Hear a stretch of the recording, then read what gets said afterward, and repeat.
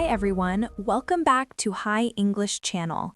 I'm Emily, and today we have a really important and practical lesson for you. And I'm Paul. Let's be honest, no one really wants to visit a hospital. But sometimes life surprises us, and we must go. That's true. You might have an accident, a sudden pain, or maybe you're visiting a friend. In those moments, clear English helps. So, today we're learning simple English phrases for visiting the hospital. These are phrases you can use immediately in real life. Before we dive in, don't forget to subscribe, like, and comment. Share your thoughts. It helps you practice and motivates us too. Let's set the scene. You are walking quickly through a hospital corridor. The floor is shiny. The lights are bright, and machines beep softly. You feel nervous. The smell of medicine is strong. A nurse passes by quickly, and you realize you need to explain something in English. Exactly. What can you say? Let's start with the first useful phrase. I need to see a doctor. Simple, direct, and easy. Let's repeat it together. I need to see a doctor. This phrase works if you don't know any other words. And if you want to be more polite, you can say, could I see a doctor, please? That small please changes everything. Here's another important phrase. I don't feel well. It's general but clear. Nurses or doctors will ask for more details after this. For example, you can say, I don't feel well. I have a headache. Or, I don't feel well. My stomach hurts. Repeat after me, I don't feel well. One more time, I don't feel well. Don't worry if your accent isn't perfect. Remember, done is better than perfect. Using simple English is always better than saying nothing. Let's go deeper. You're at the reception desk. The receptionist asks, what's the problem? You can answer, I have chest pain. Or, I hurt my leg. Short sentences are powerful. They give doctors the key information fast. Let's practice a mini dialogue. Paul, you be the receptionist. Sure. Hello. How can I help you today? I need to see a doctor. I don't feel well. What seems to be the problem? I have chest pain. Perfect. That's clear, natural, and very real. Another important phrase is, I need an appointment.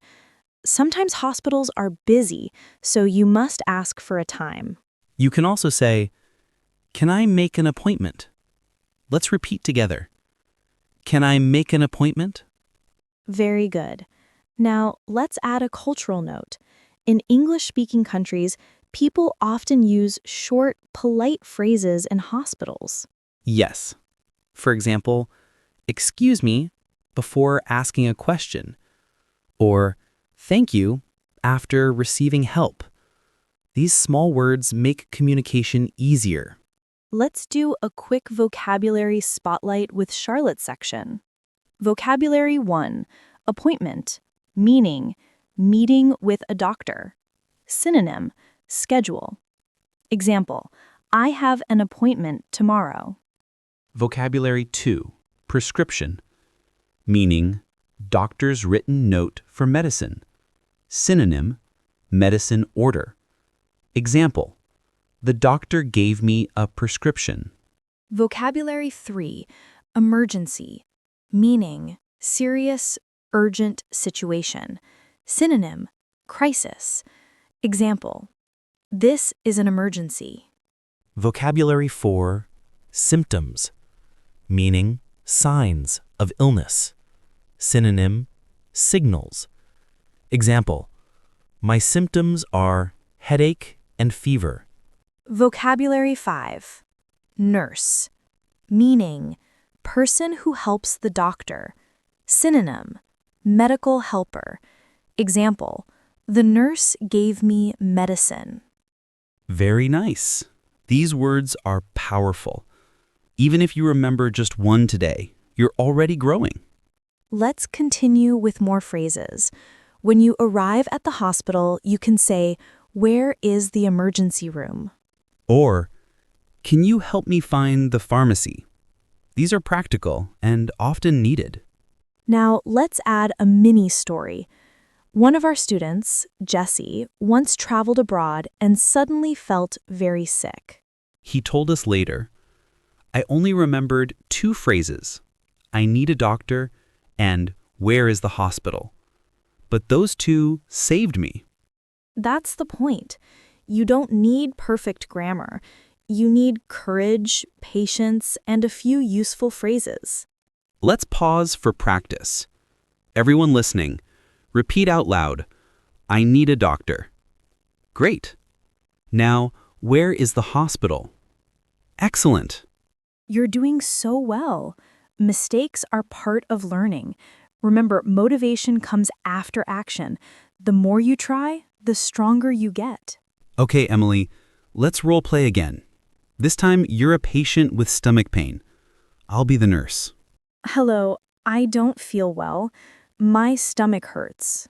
How long have you had this problem? Since yesterday, it's getting worse. Perfect example. Short, clear, honest answers help doctors treat you faster. And notice we didn't use difficult grammar, just simple present tense. Anyone can do this. Exactly. English in hospitals is about survival, not perfection. Let's end this first half with a key phrase review. Repeat after me. I need to see a doctor. I don't feel well. I have chest pain. Can I make an appointment? Where is the emergency room? Amazing. You already know how to handle the first steps in a hospital in English. Stay with us. In the next part, we'll cover prescriptions, tests, and talking with doctors. And remember, even if you only remember one phrase, you're improving every single time. Welcome back, friends. You're still with Hi English Channel, and today we continue our lesson on simple English phrases for visiting the hospital. In the first part, we learned how to ask for a doctor, describe pain, and find important places in the hospital. That was great practice. Now let's move to the next stage. What happens after you meet the doctor? This is where things can feel even more stressful. Picture it. You're sitting in a small white room. The clock ticks. A doctor with a gentle smile asks, "What are your symptoms?" This word symptoms means your signs of sickness. You can reply with short answers. I have a fever, or I feel dizzy. Let's practice together. I have a fever. I feel dizzy. Easy, right? Simple sentences work best in stressful moments. Another phrase you may need, I feel weak, or I can't breathe well. These phrases help doctors understand your situation quickly. And if you want to explain when it started, just add since. For example, I have had a headache since Monday. Perfect. Now, sometimes the doctor will give you instructions like, you need an x-ray, or you should take this medicine. Let's repeat. You need an x-ray. And you should take this medicine. These sentences are common in hospital conversations. What if you don't understand? That's normal. You can say, could you repeat that, please? Or could you speak slowly, please? Those are golden phrases. Let's say them together. Could you repeat that, please? One more time. Could you speak slowly, please? Beautiful. Remember, asking for help is not weakness. It's smart communication. Another important word is prescription. The doctor may say, "Here is your prescription." That means you need to get medicine from the pharmacy. At the pharmacy, you can say, I need to buy this medicine, or here is my prescription. Simple, polite, and clear. Sometimes you may want to ask, how often should I take this medicine? The pharmacist will answer, twice a day, or after meals. Let's add a quick vocabulary spotlight again. Vocabulary 6, fever, high body temperature. Example, I have a fever. Vocabulary 7, dizzy, feeling your head is spinning. Example, I feel dizzy. Vocabulary 8, X-ray, picture of bones inside your body. Example, I need an X-ray. Vocabulary 9, pharmacy, place to buy medicine. Example, the pharmacy is near the hospital. Vocabulary 10. Dose, amount of medicine. Example, what is the correct dose? These words will appear often in real conversations. Let's continue with a small role play. Emily, be the doctor, and I'll be the patient. Good afternoon. What are your symptoms? I have a cough and a sore throat. Do you have a fever? Yes, I have had a fever since last night. Okay, you need to take this medicine twice a day. Thank you. Could you repeat that, please?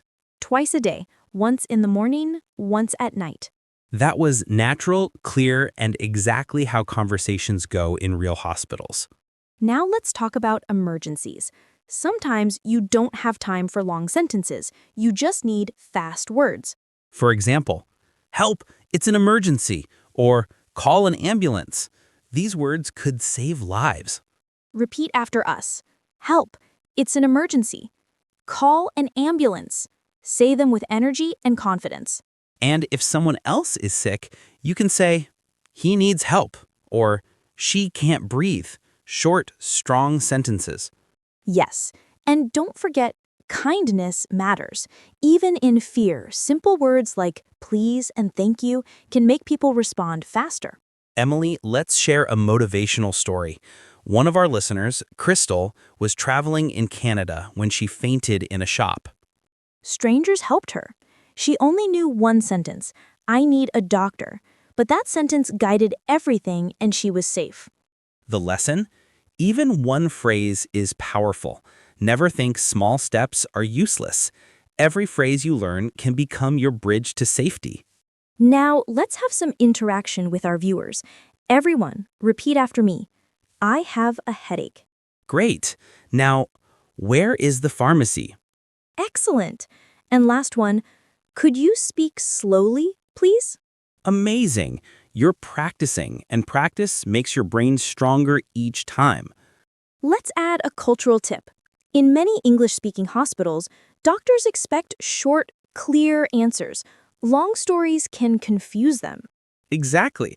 Instead of saying, well, I think maybe because of the weather, I started feeling something strange, just say, I have a fever. Keep it simple. English in hospitals is about survival, not storytelling. Let's also add a mindset tip. Growth comes little by little. Even 1% improvement every day leads to big results over time. Right. Today, you learned just a few phrases. Tomorrow, you'll remember more. Soon, you'll feel confident even in stressful hospital situations. Before we close, let's do a quick review of the key phrases from today. I have a fever. I feel dizzy. Could you repeat that, please? Where is the pharmacy?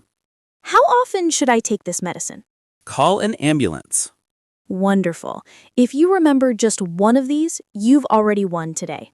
And remember, motivation comes after action.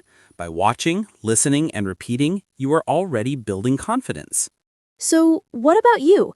Comment below with one phrase you'll use if you visit a hospital. Practice by writing it down. And don't forget to subscribe, share this video with friends, and stay with us for more lessons that make English real and useful. Close your eyes for a second and breathe. The sound of heartbeats, the smell of medicine, the soft voices in a hospital. Yes, it's stressful. But now you carry words of courage, simple words that can open doors, bring help, and give peace of mind. Even the smallest step in learning English is a big victory. You're not just learning phrases, you're building a stronger, braver self. And remember, every time you practice, you are proving that done is better than perfect. Keep going. We're proud of you. This is Emily. And this is Paul. Thank you for joining us today on Hi English Channel. Stay healthy, stay hopeful, and stay inspired.